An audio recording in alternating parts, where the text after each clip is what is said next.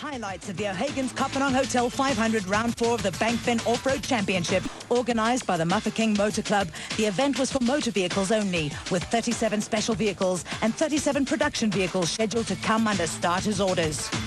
The Bankfin Off-Road Hotel 500 Round 4 of the Bankfin Off-Road Championship was bathed in the early morning sun as crews prepared for a grueling, dusty, high-speed 254-kilometre trek across the northwest province terrain. The organisers elected to start the bulk of the vehicles 10 seconds apart for safety reasons. This is what the class leaders had to say. This is going to be a very dusty event, so we definitely tried to start in the front, and it worked, and we're very happy. And I mean, it's a long race today, and we're going to try and stay in the front. I think that's going to be the best, but I don't think we'll be able to keep up with the pace of yesterday. We had a good run yesterday, nice clean run. We're hoping just to go slowly in the dust to start off with, and then slowly keep with the pace and try and catch up a little bit on the S-classes and watch for the guys from behind. Ons gaan 'n bietjie afsak agtertoe en dan sal ons mos sien wat gebeur. Gelukkig waai die wind, so die stof gaan ons nie baie plan. Dit is my beste poging tot dusver. Ek het gedink ek sal met 1000 onder die 10 kom, maar nou is ek onder die 10, so ek dink van nou kan dit net beter gaan. Our Class B is becoming quite a force to be reckoned with. There's a lot of us have taken the older Class A cars and converted them to Class B. We do have a bit of a weight restriction because the cars are quite heavy, but no, the modern 2-litre engine, we've got them going properly, and it's going to be good fun because we've got three cars in the first in about 5 seconds, so it's going to be fast.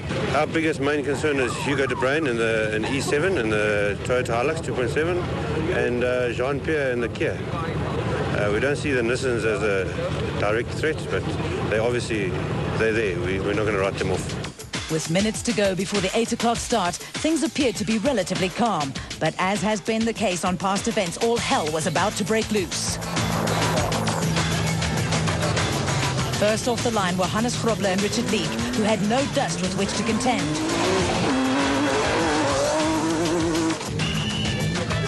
De Villiers and Jordan were next up and ready to chase their teammates down.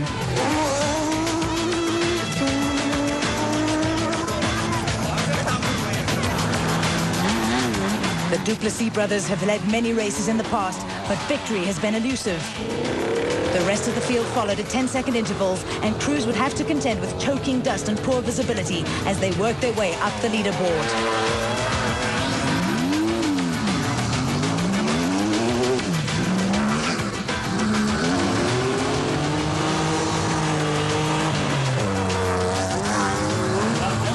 Aerial shot provides a bird's eye view of the action and the dusty conditions that confronted the teams. Minutes into the race, Grobler and Leek had matters firmly under control, but would later retire with a broken front suspension.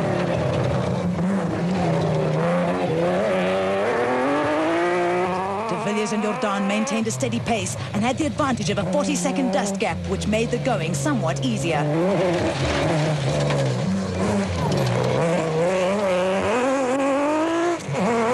The Duplessis brothers had a dust gap of over 1 minute on De Villiers, but not so the rest of the field, who started at 10-second intervals. The Woolridge Skolthammer V8-powered Ford sounded strong.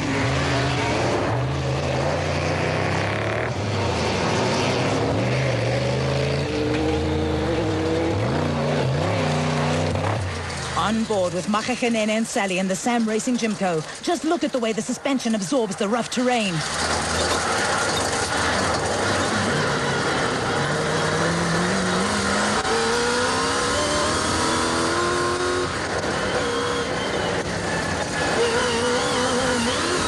On board with R.P. Reineke and Robin Houghton in the Castrol Toyota Land Cruiser as they headed for the railway crossing.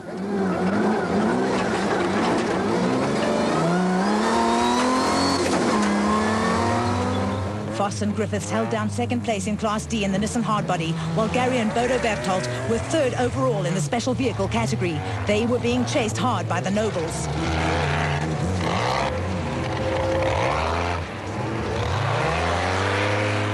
The Roger Taylor-developed Toyota with son Anthony at the wheel was well placed, but would later retire with suspension problems. Just over an hour into the race, there were new leaders, De Villiers and Jordan in the Nissan Hardbody, who were closely followed by Woolridge and Skolthammer in the Ford.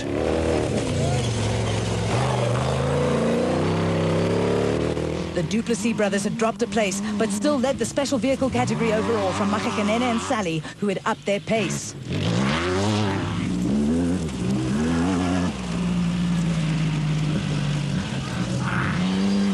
Reineke and Houghton were third in the production vehicle category, but would later be forced to retire when a HUD broke. Haasbroek and Bosch clung to the Class D lead and had Foss and Griffiths right in their dust. This was developing into a nail-biting battle.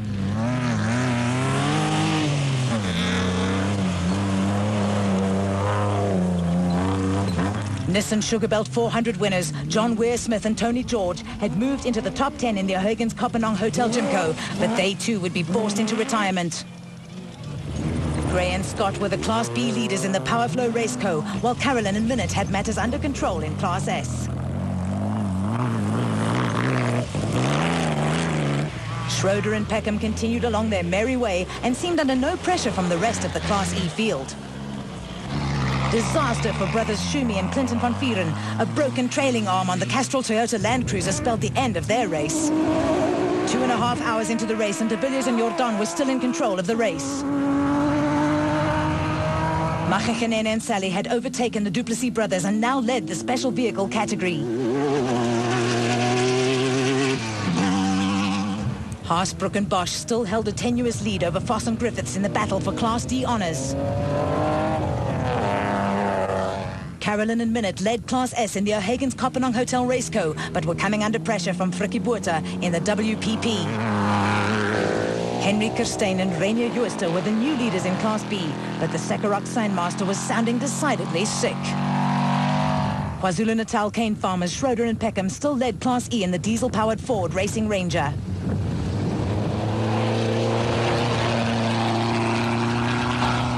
Piazza, Musso and Abraham started last after early morning carburetor problems. Running without brakes for the entire first loop also did not help matters. The designated service point was a hive of activity. Mark, please.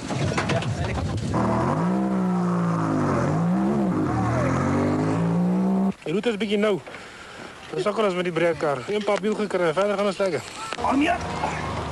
Hey, awesome, eh? Very fast, but well marked and going well, eh? Going. Ons met daai lyster vervang, ons kan nie so ry. Whoa, back, lucky.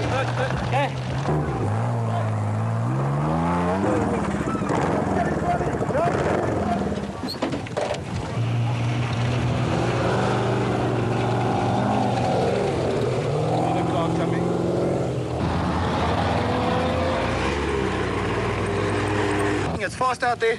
The boys are whacking each other. It's good going. It's absolutely excellent. Hy moet net afsak. Maak jy ratchet strap los vir die dif kan sak. Kom weer 'n bietjie stoot. Nee, dit gaan goed. Stop, maar net aan. Yeah, we got stuck. I don't think he saw us. So we got in next to him in the bush, and he came around the corner like that, and we just bashed each other like that. Nothing serious.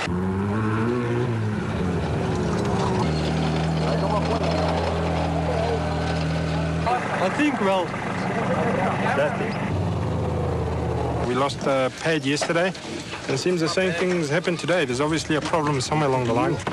And to drive this monster truck with no brakes is a handful. So yeah, we'll see if we can get it to the finish.